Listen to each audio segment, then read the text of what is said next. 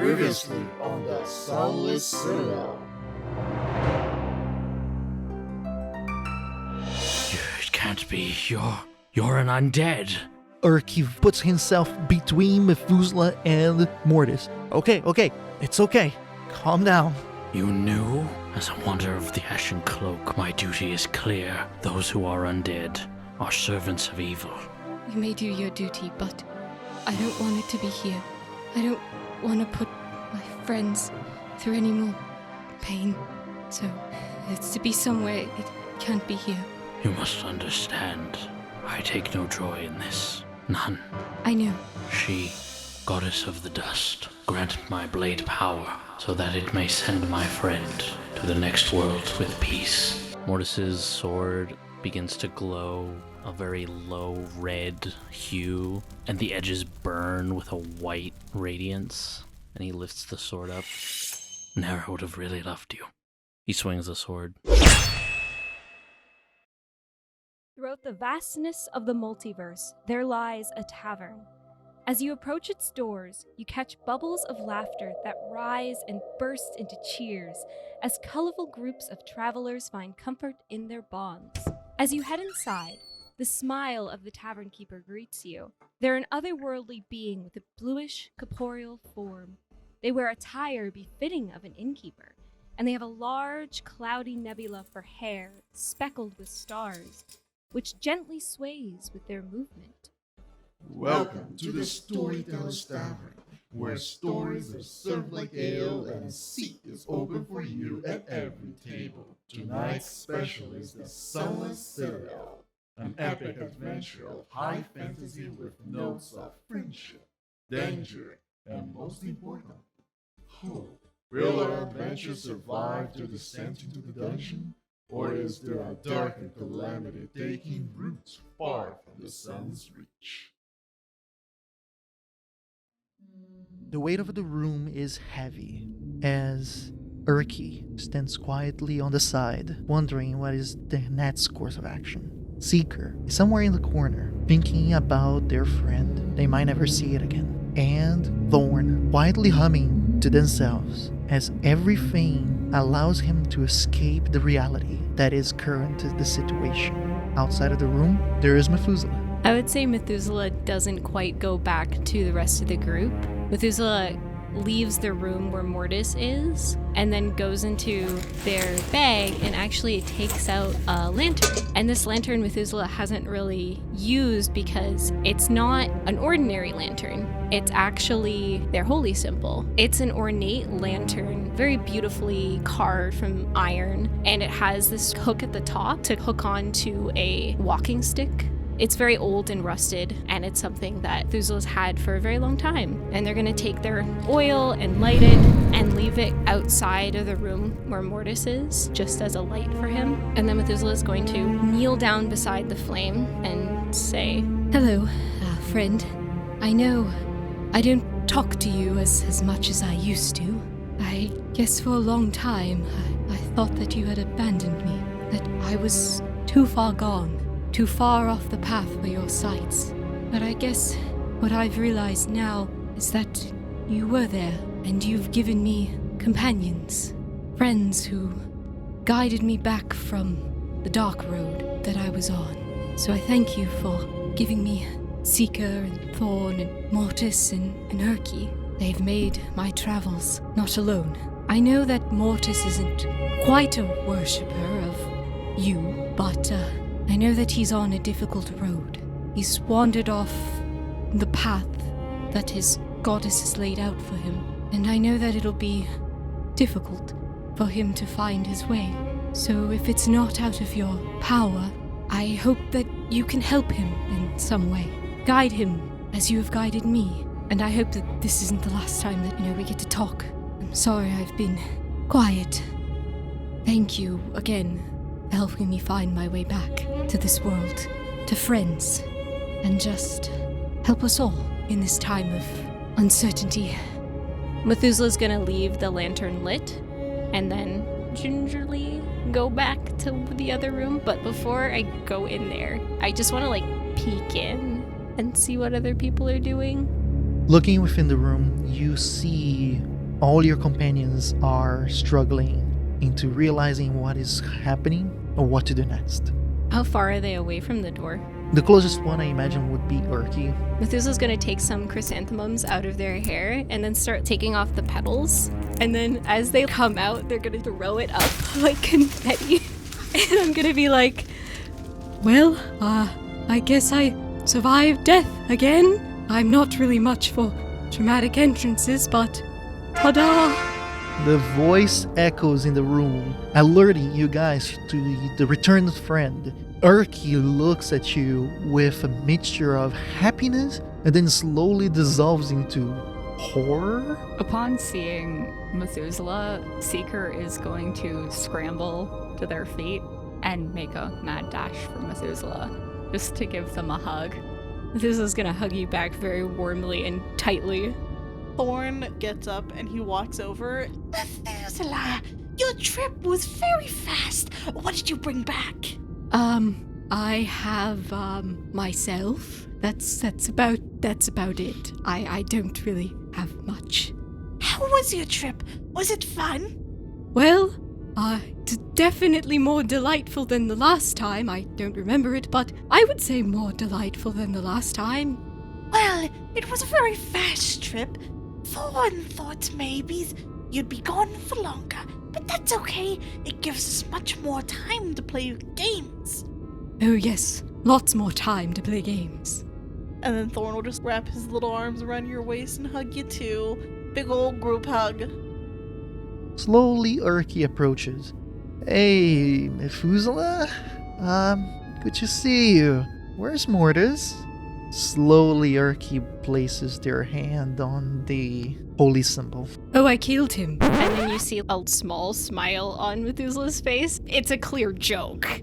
As you see his eyes squinting a bit, Urki slowly makes a face of, why did you make this joke? Oh, that was a joke. I haven't made a joke in 300 years. Thorn goes, It was a very good joke, Methuselah, especially since, well, it could have gone the other way, and I suppose Mortis is definitely okay. That's why I thought it was good. It was a sort of play on the situation. Well, Mortis is alright, physically, but I think what he had to do was against his beliefs of his goddess, so I think he just needed some time to reflect. I see. Is he on the other room? Yes, but I think it's best that he does have some time alone. He did request it from me, or else I probably would have stayed with him. Actually, that does sound like a good idea. Alright, I think it's best for us to wait for him then. Meanwhile, what is Mortis doing? By this point, he's picked up the broken pieces of his holy symbol. He's just holding them out. In his other hand, he's holding the druidic holy symbol, and he's just staring at both of them. There's no one left to guide me now. No one left to grant me power. He's just sitting in the middle of the room, mumbling to himself. He's very emotionally distraught right now. It is something that slowly was creeping up within Mortis throughout this entire exchange. It reached its zenith at the moment of decision in between following your duty or saving your friend. It is such a painful and yet powerful feeling. After sitting like this for 10 more minutes, finally gets the strength to get up. He takes a bit of cloth from his bag, puts the broken holy symbol in it, wraps it up gently, and puts it back. And even though he knows he can't use it, he clutches the druidic holy symbol. And then after he makes sure he has everything, he slowly trudges towards the door and pushes it open. You head towards the door. You slowly open. The one thing that is immediately caught by your natural ability to perceive things is this small little ornate lamp that is sitting just a few feet in front of the door. Mortis looks down at it for a moment, with sort of confusion, and then it clicks with him, and he's like, And he gently picks up the lantern and starts walking towards everyone. You open the door to the next room and you see your friends. An overall sense of relief and immediate happiness permeates the area as they are happy and embracing Methuselah. When Methuselah sees Mortis, there's that instinctual moment of fear. It quickly fades as I see that it's my friend. Oh, Mortis, you're back. Yes, I am. You guys notice he's totally checked out. There's no hard emotions on his face. He just looks very spaced. I just need a moment. And then he's gonna walk over into sort of in his own little corner. I'm gonna try to catch up to him before he goes away. Mortis, you're gonna feel the mage hand on your shoulder, and I notice you're holding the lantern. I say, oh, you can keep the lantern for tonight. You might need a light to guide you. Are you certain? It seems special in some way. It's important, but I think you might need it more tonight. I appreciate it. I'll watch over it carefully. If you need any more oil, I do have some as well. Thank you, my friend. You're welcome. And I'm gonna let Mortis go. What does the rest of you guys do in this moment? I think when Mortis first comes in, Thorn goes underneath Methuselah's coat as if hiding. When Methuselah starts going closer to Mortis, he then switches gears and goes and hides underneath Seeker's coat instead. Seeker, throughout this whole interaction, is just going to be playing with their cat toy that they have shoved in their pocket, just trying to calm themselves down. Urki slowly approaches Mortis. Hey man, you okay? I don't know how to answer that. There's a part of me missing. I can't define it. I fear that I have forsaken everything that I ever believed in, but I do not know how it would have been if I had gone through with it. Yeah, look, I'm not gonna say I know what you feel, but look, in the road that we traverse, may it be towards righteousness or knowledge or whatever it may be, we're gonna find rocky paths. If you need any help or if you just need someone to be beside you, I'm here.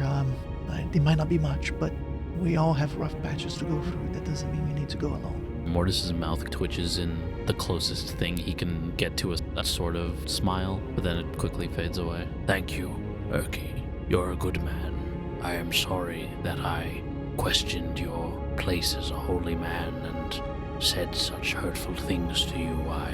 I was not in a proper state.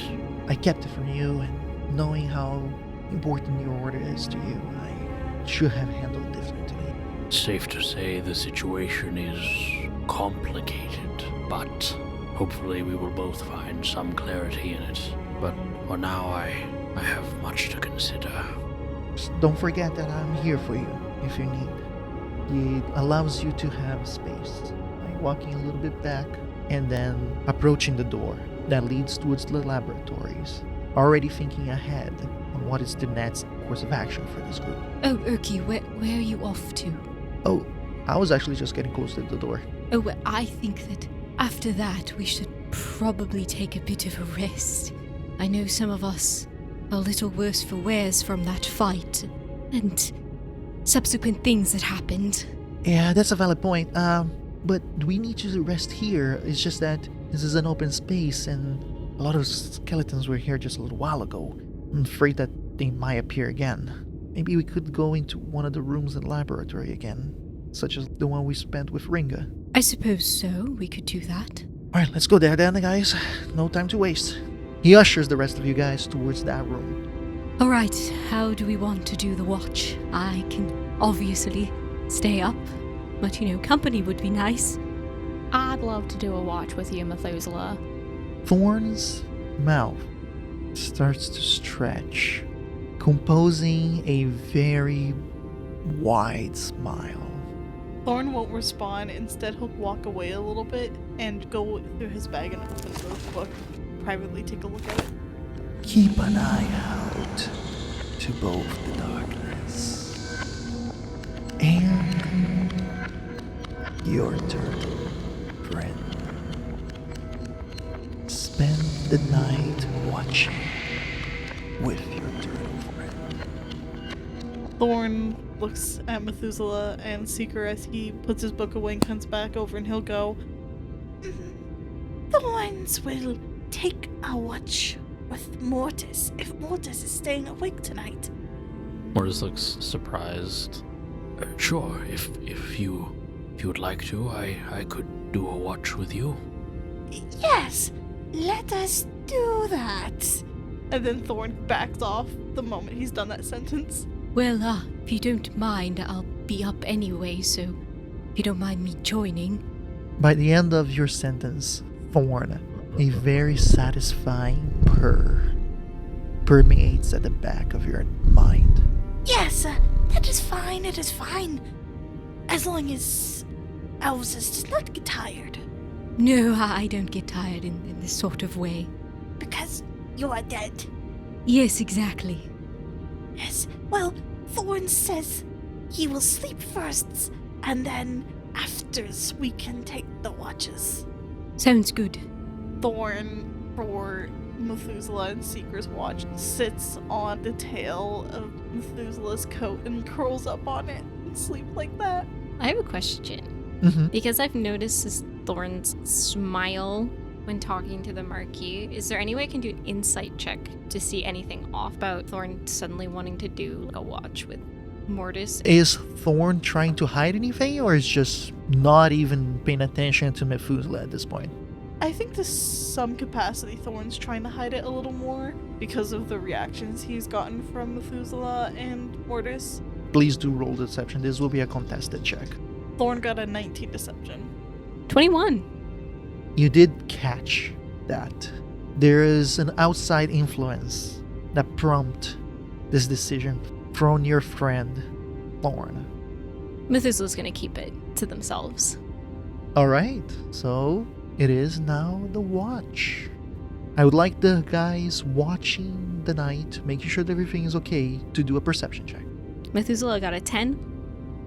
A dirty 20. Clearly Methuselah is still shaken up by the circumstances that took place a few moments ago. Methuselah on the watch. At first, when they came into the room, they seemed in good spirits. Probably the adrenaline of almost dying and then not having to go through that again. But it is starting to fade away, and they're a lot more somber and quieter now. During the watch, Methuselah's gonna say, "Again, I'm sorry, Seeker, that I couldn't tell you the truth. It's not because I didn't trust you. It's because, I just didn't want anything to happen to our friendship." I understand. Like you said, you've gone to so many places where people would treat you differently when they found out, and I suppose that would really have an impact on how you approach friendships from that point forward. Yes, of course. I think the only people that were friendly to me were vultures, but that's because I think that they wanted to eat me because I am undead, so... Well, I'm glad that they didn't eat you, because then you wouldn't be here, and honestly, I don't think that we all would have made it this far without you. You're kind of, I don't know, maybe our heart and our soul. You're definitely the one that inspires us to keep going. Thank you, Seeker. That means a lot. You probably noticed that Methuselah is staring at your neck where the necklace is. Seeker is going to first reach into their pocket. Oh, and I should probably give these back to you. Oh no, you don't have to. It was a gift. But they're that's a very, very untrue thing. There's clear in their face that they're like, I'd like it back. Well, no, Methuselah, because you gave them to me thinking that you were not gonna be able to continue on, and so it's only right that since you are continuing on, that you should have these back. And they're gonna put the notebook in your lap and then takes the necklace off and bit over your hair. It's gonna probably take a minute because Methuselah's got some pretty great hair. Yeah, there's a lot to figure out there. And these are yours, and I wouldn't feel right keeping them with you still walking around. Well, thank you. And Methuselah's going to clutch the necklace.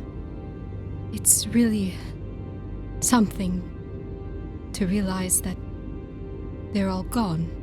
Every member of my troop is passed, and it's just me and Yorick that's left, and Chrysantha. Yeah, but as long as you keep their memories alive and, sing songs about them all, then then they're not really gone if people remember them. That is very true. I just, wish I had the chance to say goodbye. I know I did when I left with Chrysantha all those years ago, but I never thought it would be my last goodbye to them. Well, not to get all weird about it, but I don't think that a lot of times when people go, we think it's gonna be our last goodbye with them. So we really do need to just cherish all the time that we have with the people that we love, the people that we're close to. Oh, I definitely agree. I think that that's a big thing that Luxair teaches. But it is still a hard lesson to learn, especially when it's one thing to say it and another thing to experience it. Well, that makes a lot of sense. I know that she's still alive, but one of the things that scared me the most was that what if when I gave Faith that last hug goodbye, like when I thought that she was gone, what if that was it? What if I wasn't going to see her again? I imagine that was quite hard to think about. Yeah, because, I'm older than her, so I've lived a couple years in this world without her, but I don't really remember much. I was almost 3 when she came along, and I don't have many conscious memories before that, I don't think. I know I had my first tomato at like 2, but that's about it. You two have been together for a very long time, and soon enough you will reunite. And you're gonna reunite with Chrysantha too, and it's gonna be amazing, and I hope that it's everything that you ever wished for. Oh yes, I cannot wait to go back to her. That's the only thing that I want. Just to see her again, and play her song for her again. I don't know, there's something about her song that just inspires me, and makes me want to play it all the more. Mostly because I love her, but something else. Something stronger. Seeker's just gonna nod. Well, I'm glad that you have her song, and I'm glad that you wrote it because it's an amazing song. And I'm glad that it makes you happy the way that it does. Did you know that Chrysantha had a nickname for me? Oh, go on. She used to call me her magpie. Well, I've heard of those birds. I don't really know what they look like. Well, they're kind of like a raven, but they have a lot more white on them. And they're known to be very, very chatty, so Chrysantha would tend to use that nickname whenever I was getting too chatty. Oh, I meant ravens? I think I've chased a few. I definitely have chased a few. Oh, fun game. Very fun game. Well, you know how I said that Cat Castle doesn't really have a rat problem? Do you not have a bird problem either? We don't have a bird problem, but sometimes birds like to go into the fields, which can cause a problem. I imagine. We have to keep our tomatoes safe. Yes, I imagine your cattish warriors have to do their duties. I know that Chrysantha would love to visit Tom's Rest. Such a beautiful and cheery place. Growing up there was amazing, and I'm very lucky to have been raised there. The rest of the watch continues, with small talk here and there, but nothing too relevant. And then it is time now to proceed to the next one. So as it is time to wake up the next people for the watch with me, Methuselah is gonna kind of turn and look back and see Thorn sleeping. So I'm just going to send my mage hand over to Mortis to wake him up first. Mortis, you're woken up by your colleague, your friend. Although when you look to the side, you only see their hand. They're still far away. You don't see this because his head's kind of turned away from you, but there is a brief look of sadness on it. But then he rolls over and gets up. Hello, my friend. Is it time for the next watch? Yes, it's time for the watch with Yumi and Thorn. I was wondering, would we be able to speak for a moment before you wake Thorn? I didn't want to ask in front of the others. I thought it might not seem He looks down. Proper. Oh, yes, of course, my friend. He kind of looks at you like, so you're going to be able to move. Oh, do you want me to get up? If you can't, it's alright. I just... Methuselah takes off the jacket and, puts the part that I'm wearing on my body over Thorn like a little blanket, and then I'm gonna walk off with Mortis. Seeker is going to look at Mortis for a moment. Mortis, Oh, yes, Seeker. I know that you kind of want to talk to Methuselah, but I might have an idea about something that we could talk about. Idea about what? How to handle the situation with Thorn. Oh, yes, of course. Thorn, we have to help Thorn. You're right.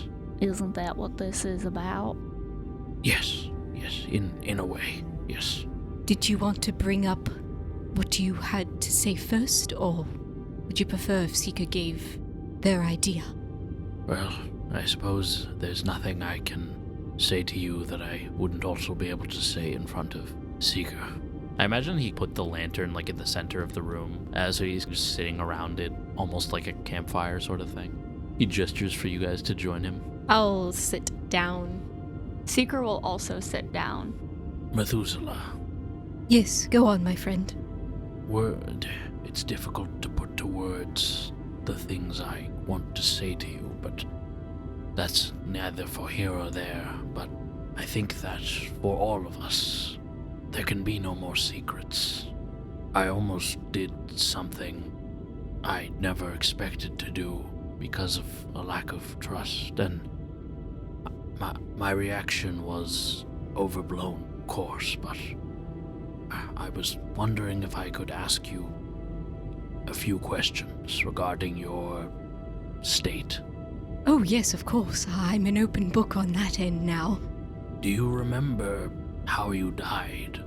I don't remember how I died. I remember the moment, though. It's so strange because it's not something that's happened in this world, in this place. I was in a place of shadows. Urki called it the Shadowfell. I don't really know what that means, but it was a place of no light, with no stars. And I remember walking through a tunnel. Now there was a light ahead of me, or at least what I assumed there was light. Every step that I walked, I wasn't getting any closer to it, but I still felt the need to walk towards it. And in my hand there was, not in my hands, I didn't have any. I was sort of balancing this candle in my arms. And there was this wind from behind me that was threatening to blow the candle out. All I remember is the shade telling me to turn around. And I wanted to. There was a strange hope that kept me going. But that hope didn't last forever, and I turned around. I listened to the voice telling me to look back. And that's when I died. It wasn't a fall, it wasn't a time of unconsciousness. I didn't go anywhere into an afterlife. I just blinked as the wind sort of rushed through me, and this coldness overcame me. And I knew I was gone. Although anything before that, from the time there was a storm and going into the Shadowfell, it's still a blur. And I want to know what happened, but fortunately, being entirely honest, I don't know. I don't know what took me. I believe you. These things can be difficult. Memory is a fickle thing. It seems, and this is only a theory, but I believe you may have been influenced by some sort of entity. What do you know of this shade that you speak of? It's strange. The shade came to me in Shadowfell. It was a voice that said some very mean things and kept taunting me with things that I wanted but would cause me great pain. And I know how the shade appears. It is me. And that's one thing that confuses me. That the shade, how it looked before, that's how I looked when I was alive. So I don't really know if it's an entity.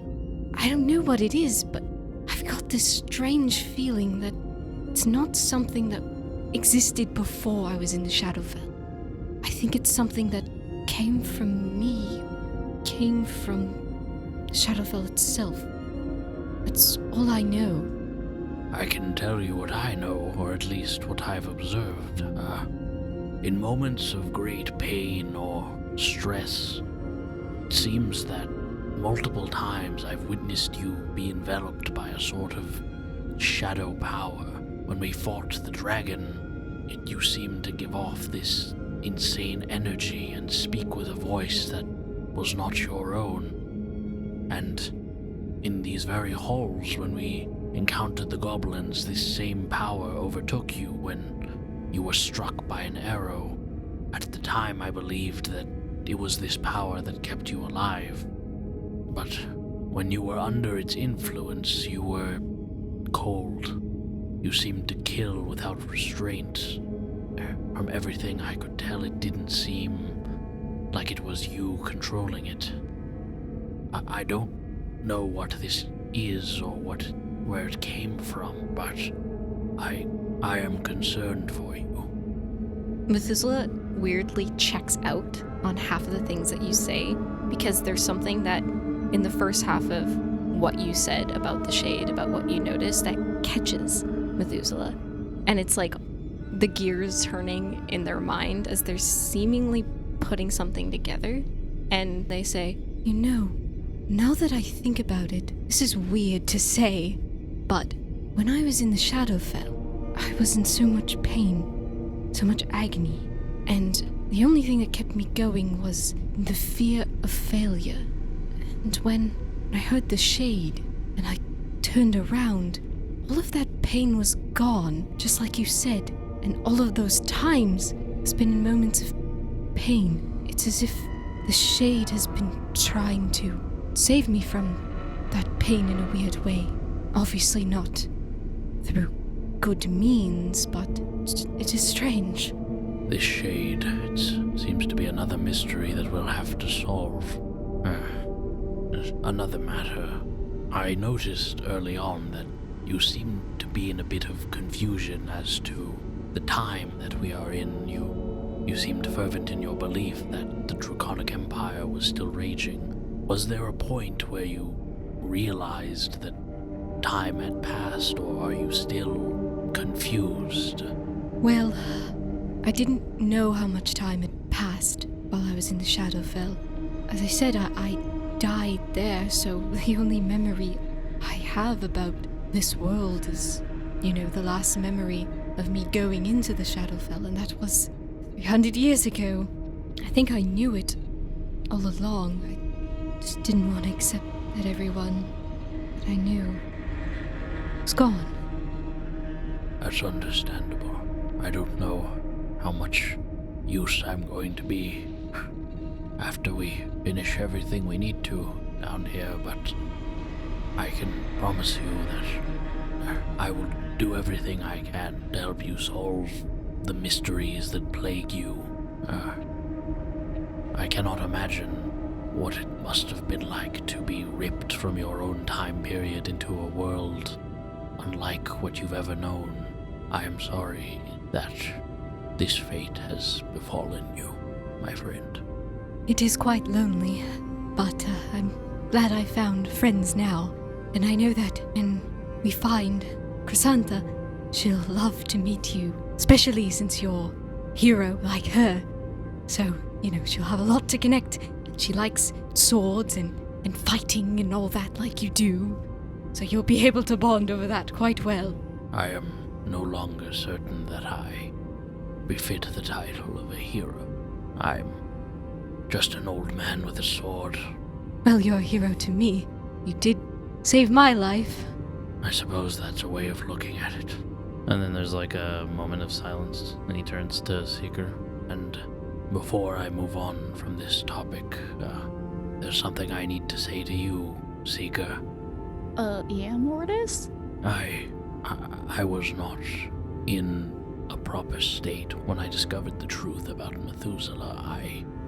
I snapped. I said things to several of you that I deeply regret, and I apologize profusely for making you go through the torment of thinking you would lose one that you've grown to care so much about. My own faith in myself has been somewhat shattered. I don't know if I'm worthy to call myself a paladin any longer, but with what powers I have left, I will work to regain your trust.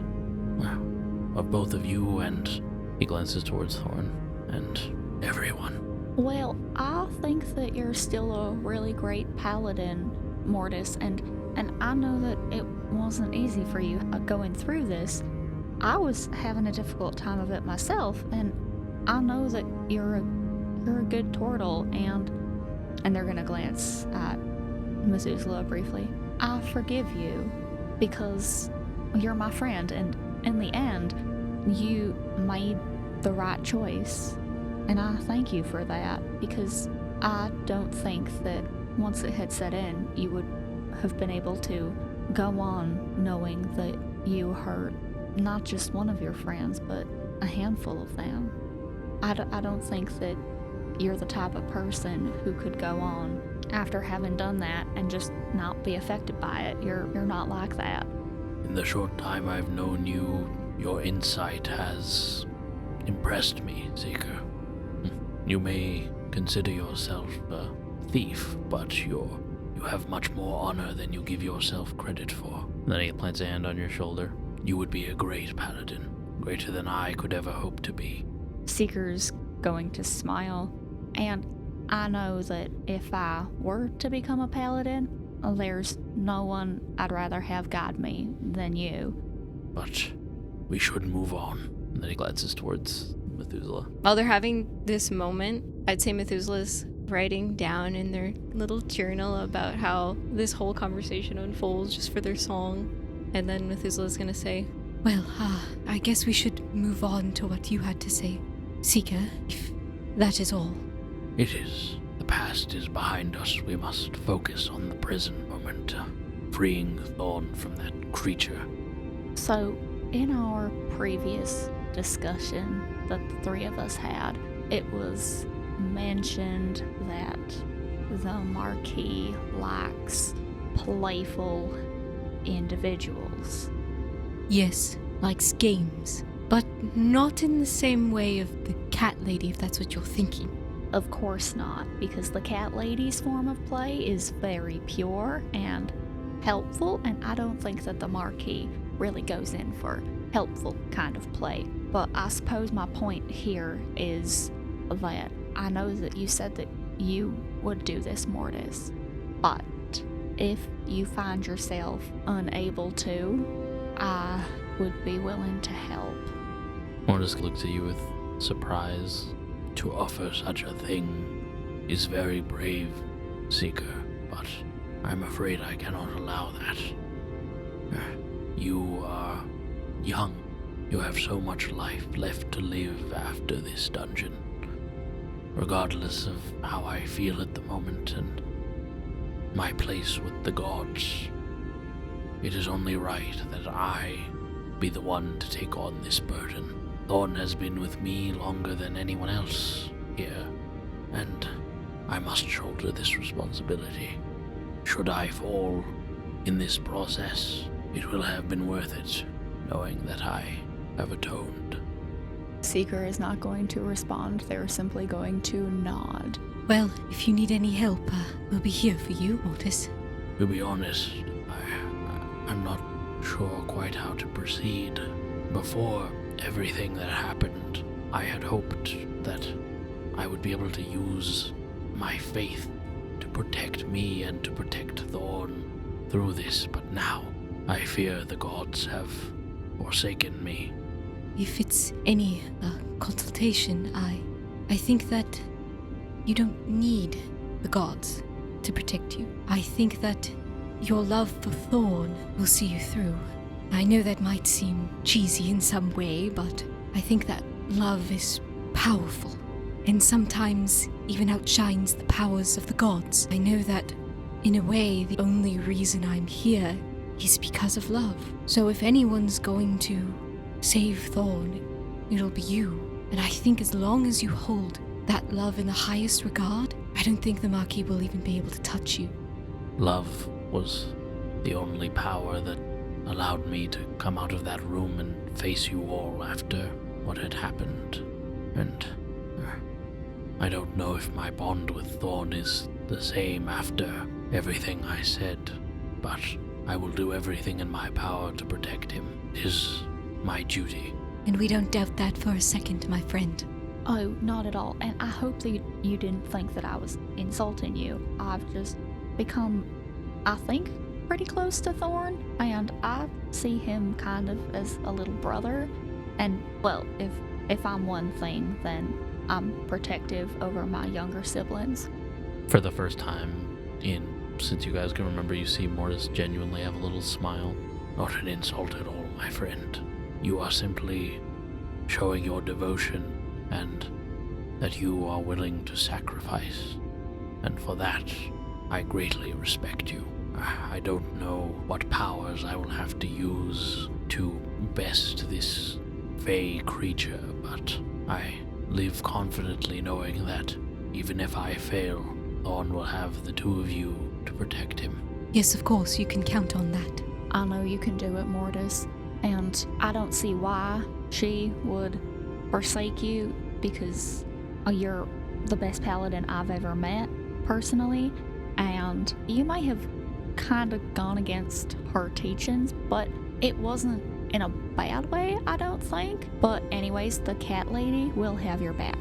I am glad that at least one of the gods is still on my side. It is not my place to know the inner thoughts of the gods, but I will cling to everything I have been taught as both a paladin and a warrior. I think if all has been said, I should be ready to proceed, if you both are. Yes, of course. I'm ready if you're ready, Mortis.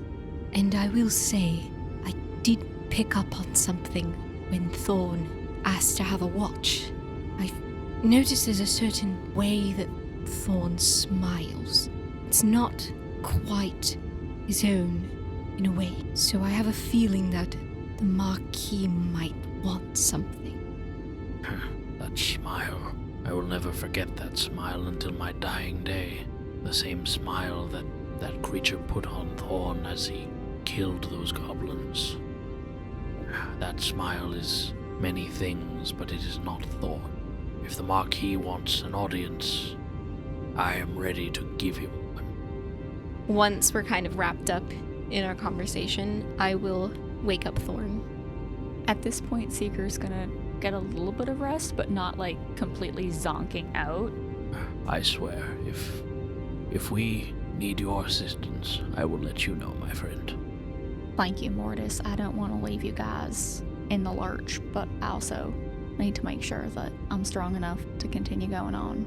Yes, we will need your strength and cunning if we are to best this horrid druid after the business with Thorn is dealt with.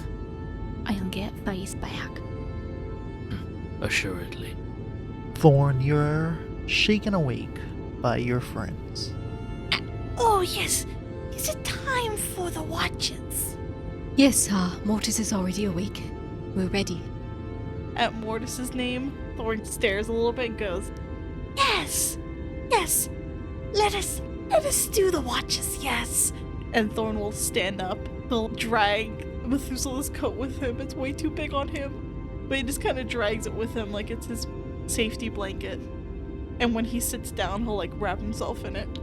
As Thorn sits down, huddled in Methuselah's coat, Methuselah's gonna sit down like next to Thorn. A creeping smile appears in Thorn's face. Thorn pulls the coat over himself so that he's hidden under it, and he'll open his book while he's under the coat to take a look at what it says. The book writes a small little sentence saying, "Light the torch at the center." Thorn will pull the coat off his head, and then he'll take out one of his torches and he'll light it and then just like place it down in front of him so that the light's kind of encompassing where they are. We have the light of the lantern, Thorn. You need not waste your precious torches on this situation. Well, this is brighter. Methuselah quickly runs that information through their undead head, and you go, that doesn't really make sense. There's no reason to light a torch. There's already a light source here. It may be a small lantern, but it still causes just as much light. It's good enough. It's not for that reason, then. I'm gonna say Methuselah puts those two things together, like what they thought about earlier and now. Just really like assume that this has something to do with the Marquis and what the Marquis wants. So Methuselah's gonna turn to Thorn. Thorn, what game does the Marquis want to play this time? Thorn does not know. Mortis sits awkwardly, not really sure how to react. I was wondering, Thorn, could I speak to your friend? I know I said some hurtful things to you, but I deeply regret it. What I said is unforgivable, and I understand that you don't exactly trust me at the moment, but it is important that I speak to the Marquis. I wish to thank him for taking such good care of you. Thorn stares at Mortis, then just slowly puts the coat back over himself so that he can look at his book. Thorn, please, I know I don't deserve your kindness, but... You just hear Thorn go, shh. As you look into your book, there is a little message for you there. Turtle wants fun and bond. It has been so long since you have sung yours. Thorn, still underneath the coat, you hear him start singing that song you've heard him sing. Nearest mine, seeking changed eyes. He just starts singing it to himself and giggling in between as he does so. You guys hear whispering at first underneath the jacket, but as the verses proceeds, so does the volume increase, and the small chuckles and laughter also intensifies. As it does have its own crescendo, the world around you starts to become different. The light within the lantern, small like candlelight, starts to dim until the point that it doesn't shed any brightness outside of its confines. Instead, there's only a small golden light imprisoned within the metal ornate lantern. In opposition, though, the light of the torch that is in between you guys starts to increase in intensity as small hues starts to emanate from within the flame. And as the song reaches its intense ending, the light of the torch is multicolored, displaying hues against the intense darkness that is all around. The multicolored light of the torch that is in between you guys brightly emanates and lights up the small vicinity as the intensity of the shadows completely creates a contrast between what's inside of the light and what's outside. Behind the jacket, where Thorn is currently hidden underneath, a smile opens up that encompasses half of the circle as two very big eyes also appears on top of this bright, fanged smile. A smile that Methuselah knows way too well as the Marquis. Looking at your surroundings very quickly, you see that there's the smile near Methuselah, but looking to your immediate right, there seems to be almost a claw paw sitting on the side. Close to behind you, another one. It seems to be pointing towards the same direction. It gives you the impression that this very large creature encircling you with its huge body.